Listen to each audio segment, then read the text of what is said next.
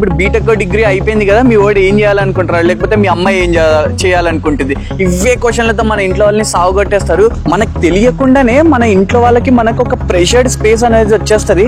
ఏంటి బాబు బాగా రిలాక్స్ అయినావు బీటెక్ లో, నీకు ఇప్పటికే అర్థం అయిపోయింటుంది బయటకు వచ్చి రియాలిటీ. అండ్ 2025 కి సమ్మర్ అడ్మిట్స్ ఆల్రెడీ స్టార్ట్ అయిపోయినాయి, లైక్ కాలేజ్ అప్లికేషన్స్ అయితే స్టార్ట్ అయిపోయినాయి. ఇవన్నీ ప్రిపేర్డ్గా ఉన్నావు. ఒకవేళ మీకు అడ్మిషన్ రాలేదంటే ఎక్కడో చిన్న మిస్టేక్ చేస్తున్నారు అని అర్థం. పేరెంట్స్ ఎవరైతే చూస్తున్నారో అందరూ అంత చురుగ్గా అయితే ఉండరు. మీరు కుదిరితే మీ పిల్లోడిని లేకపోతే అమ్మాయిని మోటివేట్ చేయడానికే ట్రై చేయండి. 6 నెలలు సంవత్సరం ఏం కాదు, 4 ఏళ్ళు ఆల్రెడీ టైం ఇచ్చారు కదా, ఇంకొక 1 year అయిద్ది అంతే.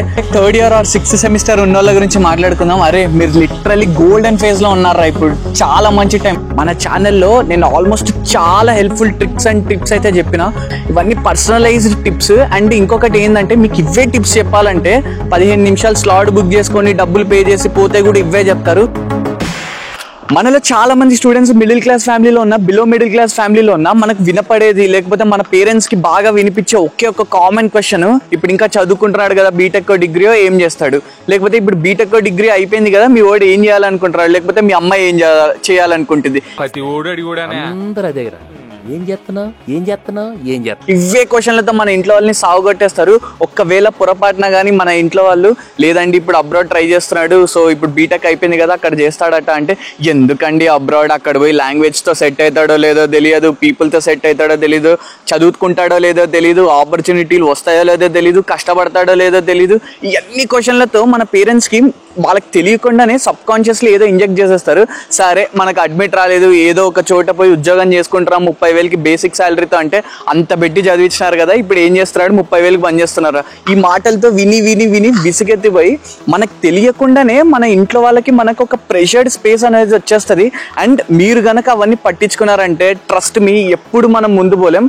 అండ్ నేను కూడా ఈ ఫేస్ దాటి వచ్చినాను కాబట్టి ఇంత పర్సనల్ ఎక్స్పీరియన్స్ యాడ్ చేసి మరి చెప్తున్నాను. సో మీరు అవన్నీ పట్టించుకోకుండా, నాకు తెలుసు ఆ ప్రెషర్ ఎట్లుంటుందో, పేరెంట్స్తో సరిగ్గా కమ్యూనికేషన్ ఉండక, మనం ఏం చేయాలో మనం అర్థం కాక, మనం ప్రయత్నిస్తున్నాం కానీ వాళ్ళకి ఎక్స్ప్లెయిన్ చేయలేక, ఇట్లాంటి చాలా ప్రెషర్స్తో నలిగిపోతుంటాం. బట్ మీరు అవన్నీ ఏం పట్టించుకోకుండా ముందడిగే వేసేయండి, ఏం కాదు. అండ్ ఈ వీడియో కంప్లీట్గా రీస్టార్ట్ అండ్ ప్రీ స్టార్ట్ గురించి. అంటే రీస్టార్ట్ అంటే ఇప్పటి వరకు అడ్మిషన్కి ఎవరైతే అప్లై చేసి అడ్మిట్స్ రాలేక, ఒకవేళ అడ్మిట్ రాలేదంటే మన ప్రయత్నంలో లోపం కాదు, ఏదో ఒక చిన్న తప్పు చేస్తున్నామని. అండ్ ఆ తప్పులు ఏమై ఉండొచ్చు అన్న దాని గురించే ఈ వీడియో.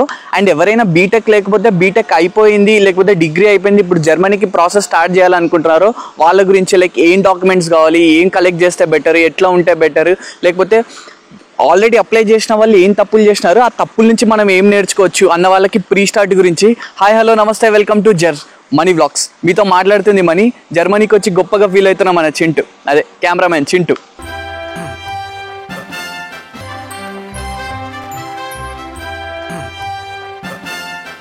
సో ఇప్పుడు యూనివర్సిటీస్కి 2024లో అప్లై చేసి అడ్మిట్ రానోళ్ళ సంగతి మాట్లాడుకుందాం. ఒకవేళ మీరు కనుక 2025కి ట్రై చేస్తుంటే మీ దగ్గర ఆల్మోస్ట్ అన్ని డాక్యుమెంట్స్ కలెక్ట్ చేసేసి ఉంటారు. ప్రాసెస్ ఎట్లా వర్క్ అవుతుందో తెలుసు, ఏ యూనివర్సిటీకి ఎట్లా అప్లై చేయాలో తెలుసు, యూని అసిస్ట్ అంటే ఏంటిది, ఏపీఎస్ అంటే ఏంటిది, అండ్ మీరు ఐఎల్స్కి కావాల్సిన స్కోరు, లేకపోతే జిఆర్ఈ రాసింటే జిఆర్ఈ స్కోర్, ఇవన్నీ ప్రిపేర్డ్గా ఉన్నాం. ఒకవేళ మీకు అడ్మిషన్ రాలేదంటే ఎక్కడో చిన్న మిస్టేక్ చేస్తున్నారని అర్థం. సో వాటి గురించి ఇప్పుడు మాట్లాడేసుకుందాం. అండ్ నేను చెప్పొచ్చేది ఏంటిదంటే, ఇన్ కేస్ ఒకవేళ మన ప్రొఫైల్ కనుక స్ట్రాంగ్గా లేకపోతే ఒకసారి ఆలోచించండి కూర్చొని, మనకి ఎందుకు అడ్మిట్ రాలేదు, అన్ని డాక్యుమెంట్స్ సబ్మిట్ చేసినా కూడా మనకి ఇంకా అడ్మిట్ రాలేదంటే మన ప్రొఫైల్ని ఇక్కడ స్ట్రాంగ్ చేసుకోవాలని అర్థం. సో మనం చేయాల్సిన అంత సింపుల్, ఒకవేళ జిఆర్ఈ రాకపోతే జిఆర్ఈ రాయండి. ఎందుకంటే జిఆర్ఈ యూనివర్సిటీస్ అడిగినా అడగకపోయినా వాళ్ళు జిఆర్ఈని అయితే కన్సిడర్ చేస్తారు. అండ్ ఇది నా కోఆర్డినేటర్ స్వయంగా చెప్పినారు. ఎందుకంటే ఒకవేళ మనం ప్రాసెస్కి లేకపోతే యూనివర్సిటీ అప్లికేషన్ ప్రాసెస్లో అప్లై చేసినప్పుడు మన దగ్గర ఉన్న డాక్యుమెంట్స్, యూనివర్సిటీ వాడు అడిగిన డాక్యుమెంట్స్ అన్ని కోరిలేట్ చేసుకుంటారు. అండ్ అదంతా అయిపోయిన తర్వాత మీరు కనుక ఏమైనా ఎక్స్ట్రా డాక్యుమెంట్స్ పంపించినారంటే, లైక్ ఇంటర్న్షిప్ అయినా కానీ, జిఆర్ఈ అయినా కానీ, జీమ్యాట్ అయినా కానీ, వాళ్ళు అవి కూడా కన్సిడర్ చేస్తారు. అండ్ దానికి కూడా 1 points, 2 points, 5 points, 10 points వరకు ఇచ్చే ఛాన్స్ ఉంటుంది. అండ్ ఇది షార్ట్ లిస్టింగ్ చేసినప్పుడు మనకు అడ్మిషన్ వచ్చే ఛాన్స్ ఎక్కువ ఉంటుంది ఇట్లాంటి దానివల్ల. అండ్ ఇది ఖచ్చితంగా కన్సిడర్ చేసుకోండి. ఒకవేళ మీకు ఐఎల్స్ స్కోర్ బాగాలేదా, మళ్ళీ ఐఎల్స్ ఇవ్వడానికి ట్రై చేయండి. ఎందుకంటే వాడు యూనివర్సిటీ వాడు ఒకవేళ 6 IELTS స్కోర్ అడిగి మీరు కనుక 5.5తోనే పెట్టినారంటే ఖచ్చితంగా రిజెక్టే.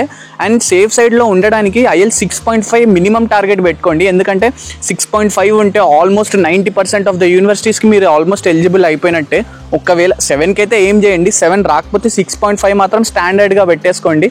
అండ్ దీని తర్వాత ఒకవేళ ఇవన్నీ మంచిగా ఉన్నాయి అయినా అడ్మిట్ రాలేదంటే మెయిన్గా కోర్స్ చూసుకోండి. మీరు అప్లై చేసే కోర్స్కి, మీరు బ్యాచిలర్స్ చదివిన కోర్స్కి సిమిలారిటీ ఎంత ఉంది, ఎంత పర్సెంటేజ్. నువ్వు కంప్యూటర్ సైన్స్ చదివి ఆటోమోటివ్ అప్లై చేస్తున్నావు, లేకపోతే ఆటోమోటివ్ చదివి ఎలక్ట్రానిక్స్లో అప్లై చేస్తున్నావు అంటే స్ట్రైట్ రిజెక్ట్లు వస్తాయి, దానిలో డౌటే లేదు. సో మీరు ఇక్కడ ఏం చేయాలంటే నువ్వు బీటెక్లో చదివిన కోర్స్కి, మాస్టర్స్లో అప్లై చేసే కోర్స్కి సిమిలారిటీ చాలా ఉండాలి. అండ్ సబ్జెక్ట్స్ కూడా కొన్ని మ్యాచ్ కావాలి. ఒకవేళ మ్యాచ్ అయినా కూడా నీకు అడ్మిట్ రాలేదంటే గ్రేడ్ చూడు. ఇన్ కేస్ నీకు కనుక గ్రేడ్స్ బాగుంటే నువ్వు ఎట్లా బెటర్ చేసుకోగలుగుతావు నీ ప్రొఫైల్ని. నువ్వు ఐదర్ కోర్సులు చేయొచ్చు, ఆన్లైన్లో కోర్సెస్, లేకపోతే ఇంటర్న్షిప్ చేయడానికి ట్రై చేయి, లేకపోతే బ్యాచిలర్స్ మినీ థీసిస్ ఏదైనా చేస్తుంటే దాన్ని యాడ్ చేయడానికి ట్రై చేయి, ఫైనల్ ఇయర్ ప్రాజెక్ట్ని మళ్ళీ ఏమన్నా చేయడానికి ట్రై చేయి, లేకపోతే ఉన్న ప్రాజెక్ట్ బాగా అనిపిస్తే దాని పేపర్ పబ్లికేషన్ చేయడానికి ట్రై చేయి. ఇట్లాంటి చాలా క్రైటీరియాస్ ఉంటాయి. అండ్ ఇవన్నీ అయిపోయినా కూడా మనలో చాలామంది కామన్గా చేసే మిస్టేక్ ఏంటంటే లేట్గా అప్లై చేయడం. ఒక్కటే గుర్తుపెట్టుకోండి, ఒకవేళ మనం కానీ లేట్గా అప్లై చేస్తున్నామంటే ఏదో డెడ్ లైన్ మిస్ అయిపోయినట్టయితే కాదు, ఒక ఆపర్చునిటీని మిస్ అయిపోయినట్టు. మనకి ఎప్పుడు తెలియదు, వి నెవర్ నో ఏ దాని కింద ఏ ఆపర్చునిటీ దక్కనుందని. సో ఆ ఛాన్స్ ఇవ్వద్దండి ఈసారి. అర్లీ అప్లికెంట్ కండి, ఎంత తొందరగా అప్లికేషన్ వేస్తే అంత బెటర్. బట్ తొందరగా కంపల్సరీ 1 వీక్లోనే వేయాలి లేకపోతే రాదు అనడానికి లేదు. తొందరగా వేస్తే చాలా బెటర్. మనకి అడ్మిషన్ వచ్చిందా, రిజెక్ట్ వచ్చిందా, లేకపోతే కన్సిడరేషన్, లేకపోతే కండిషనల్ అడ్మిట్ ఏదన్నా వచ్చి జర్మన్ లాంగ్వేజ్ చేయాలంటే మనకి ఇనఫ్ టైం ఉండడం, ఇట్లాంటి చాలా పాసిబిలిటీస్ ఉంటాయి. సో నేను ఏం చెప్తా అంటే ఒకవేళ మీరు కనుక 2024లో ఈ తప్పులు చేసింటే 2025కి మాత్రం ఇవి సర్దుకోండి, ఖచ్చితంగా అడ్మిట్ వస్తుంది. ఈసారి కుంభస్థలం బద్దలు కొట్టడమే. ఇంకా ఇప్పుడు ఫ్రెష్ గ్రాడ్యుయేట్స్ గురించి మాట్లాడుకుందాం. ఏంటి బాబు బాగా రిలాక్స్ అయినావా బీటెక్లో? నీకు ఇప్పటికే అర్థమైపోయింటుంది బయటకు వచ్చి రియాలిటీ. కాలేజ్ అనేది ఒక ఫ్యాంటసీ వరల్డ్. బాగా గుర్తుపెట్టుకోండి స్టూడెంట్స్ అనేటోళ్ళు, మీరు కాలేజ్లో ఉన్నంత వరకే స్టూడెంట్ అనేటోడికి సేఫ్. వన్స్ మీ కాలేజ్ లేకపోతే డిగ్రీ ఫినిష్ చేసుకొని బయటకు వచ్చిన తర్వాత రియాలిటీ గట్టిగా అర్థమైపోతుంది. అండ్ 2025కి సమ్మర్ అడ్మిట్స్ ఆల్రెడీ స్టార్ట్ అయిపోయినాయి. లైక్ కాలేజ్ అప్లికేషన్స్ అయితే స్టార్ట్ అయిపోయినాయి. June correct time actually. July కూడా ఏం పెద్ద లేట్ అయిపోయినట్టు కాదు. నువ్వు ఇప్పుడు చేయాల్సిందంతా ఏం లేదు. నువ్వు ఏం కాలేజ్ అనుకుంటారో లేకపోతే యూనివర్సిటీ అనుకుంటున్నావు, ఆ యూనివర్సిటీలో నువ్వు అనుకున్న కోర్స్ ఓపెన్ అయిందా లేదా, ఓపెన్ అయితే డెడ్ లైన్ ఎప్పటి వరకు ఉంది, దాని రిక్వైర్మెంట్స్ ఏం అడుగుతున్నాడు, ఇవన్నీ www.dat.de క్లియర్గా మెన్షన్ చేసి ఉంటాడు, చూసే. అండ్ నేను వెబ్సైట్ కింద అటాచ్ చేస్తా. అండ్ దాంతోపాటు ఇన్ కేస్ నువ్వైతే ఏం లేట్ అయిందని ఫీల్ కాకు, ఎందుకంటే IELTSకి మ్యాక్సిమం 4 to 5 weeks నువ్వు గట్టిగా కూర్చుంటే రిజల్ట్ కార్డ్ నీ చేతిలో ఉంటుంది. అండ్ అది పెట్టుకొని యూనివర్సిటీస్కి అయితే అప్లై చేసే. అండ్ ఇన్ కేస్ ఒకవేళ నీకు ఇప్పుడు అడ్మిట్ రాకపోతే నువ్వేం కంగారు పడదు, ఎందుకంటే ఆల్ ఆఫ్ ద సడన్ ఇప్పుడు అనుకొని చేస్తున్నావు నువ్వు. సో ఇది ఒక ట్రయల్ మ్యాచ్ అనుకో. ఇన్ కేస్ నీకు రాకపోతే నెక్స్ట్ వింటర్కి గట్టిగా ట్రై చేయి, డాక్యుమెంట్స్ అన్ని పెట్టుకొని అప్పుడు A2 ఫినిష్ చేసుకోవచ్చు, GRE ఫినిష్ చేసుకోవచ్చు. అండ్ దాంతోపాటు రీసెర్చ్ పేపర్స్ ఏదైనా ఎక్స్ట్రాగా చేయొచ్చు. ఇట్లాంటి చాలా పాసిబిలిటీసే ఉంటాయి. సో ఒక 6 నెలలు లేకపోతే సంవత్సరం లేట్ అయిపోతే ఏం పెద్ద మునిగిపోదు. అండ్ నాకు కూడా బీటెక్ అయిపోయిన తర్వాత 6 months గ్యాప్ వచ్చింది. పేరెంట్స్ ఎవరైతే చూస్తున్నారో అందరూ అంత చురుగ్గా అయితే ఉండరు. మీరు కుదిరితే మీ పిల్లోడిని లేకపోతే అమ్మాయిని మోటివేట్ చేయడానికే ట్రై చేయండి. 6 నెలలు, సంవత్సరం ఏం కాదు. 4 ఏళ్ళు ఆల్రెడీ టైం ఇచ్చినారు కదా, ఇంకొక 1 year అయిద్ది అంతే. కానీ మీరు కనుక ఆ టైం ఇచ్చి సపోర్ట్ ఇచ్చినారంటే మాత్రం వాళ్ళు ఖచ్చితంగా అచీవ్ చేస్తారు. అండ్ ఆ పాజిటివిటీని నింపుకొని ఉంటారు వాళ్ళు, నిరాశ అయితే చెందరు. అండ్ ఇవన్నీ చేయడం వల్ల ఆ ఎక్స్ట్రా ఎఫర్ట్స్ డెఫినెట్లీ అవి మీకు అన్నిటికీ పే చేస్తాయి ఖచ్చితంగా. యూ నెవర్ నో, ఇందాక నేను చెప్పినట్టు ఆ ఎక్స్ట్రా ఎఫర్ట్స్ అనేవి మనకి ఎప్పుడైనా హెల్ప్ అవుతాయి. సో ఫ్రెష్ గ్రాడ్యుయేట్స్ ట్రై చేయండి, రాకపోతే వింటర్కి ఖచ్చితంగా ట్రై చేయండి. అండ్ ఒకవేళ ఎవరికైనా ఎప్పుడు స్టార్ట్ చేయాలో అర్థం కాకపోతే నేను ఆల్రెడీ ఛానల్లో ఒక వీడియో చేసిన, వెన్ టు స్టార్ట్ అప్లయింగ్ అని. ఆ వీడియో నేను కింద డిస్క్రిప్షన్లో అండ్ పైన కార్డ్స్లో అటాచ్ చేస్తా, చూడండి, మీకు ఒక ఓవర్ వ్యూ వచ్చేస్తుంది. అండ్ దీంతో పాటు నేను ఇంకోటి ఏం చెప్పాలనుకుంటున్నా అంటే, మన ఛానల్లో నేను ఆల్మోస్ట్ చాలా హెల్ప్ఫుల్ ట్రిక్స్ అండ్ టిప్స్ అయితే చెప్పిన. మీరు ఫ్రీ ఎడ్యుకేషన్ అయినా చూడొచ్చు, 2024లో ఎప్పుడు అప్లై చేయాలో చూడొచ్చు, why I left my job in Germany అని వీడియో చేసిన. ఇవన్నీ చూస్తే మీకు ఏమైపోతాయంటే చాలా టిప్స్ నా పర్సనల్ ఎక్స్పీరియన్సెస్ నుంచి. అండ్ ఈ టిప్స్ మీకు నాకు తెలిసి ఇప్పటివరకు ఈ ఎడు కంటెంట్లో అయితే ఎక్కడ చూడరు, బికాస్ ఇవన్నీ పర్సనలైజ్డ్ టిప్స్. అండ్ ఇంకొకటి ఏంటంటే, మీకు ఇవే టిప్స్ చెప్పాలంటే 15 నిమిషాలు స్లాట్ బుక్ చేసుకొని డబ్బులు పే చేసి పోతే కూడా ఇవే చెప్తారు.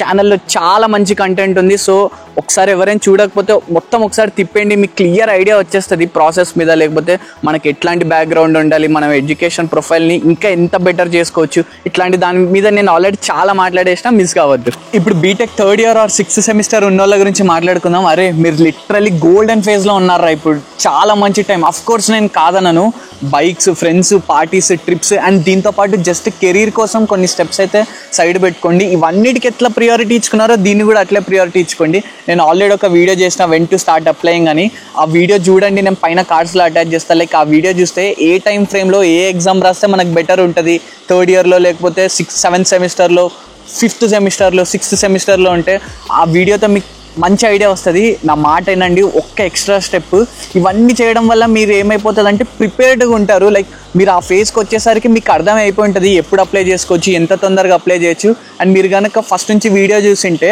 పైన వాళ్ళు ఏం మిస్టేక్ చేసినారో ఆ మిస్టేక్స్ నుంచి మనం మన ప్రొఫైల్ని ఎట్లా బెటర్ చేసుకోవచ్చు అనే ఇట్లాంటి చాలా టిప్స్ అయితే మీకు అర్థం అయిపోయి ఉంటుంది ఈపాటికే. నా మాటని ఇది చేసుకోండి, లైక్ చాలా ప్రిపేర్డ్గా వస్తారు బయటకు వచ్చే టైంకి అంతా. అండ్ ఇంకొకటి ఏంటిదంటే ఆ ఒక్క చిన్న స్టెప్ తీసుకోవడం వల్ల సీరియస్గా మన సిచ్యువేషన్నే మారుస్తుంది. మన పక్కింటోడో ఎదురింటోడో వాడికేం తెలుసు, అల్లరోడు అన్నోళ్ళే తర్వాత మా అబ్బాయి ఇది చేద్దాం అనుకుంటారు, నువ్వు కొంచెం సజెషన్ ఇవ్వని అంటారు. ఖచ్చితంగా ముందు చెప్పినట్టు మనల్ని ఎవడు రాపేది, ఇట్లనే చాలా మాట్లాడేసుకుందాం. వీడియో నచ్చితే లైక్ చేయండి, షేర్ చేయి. ఇంకేం మరి వెళ్ళొస్తా, బాయ్.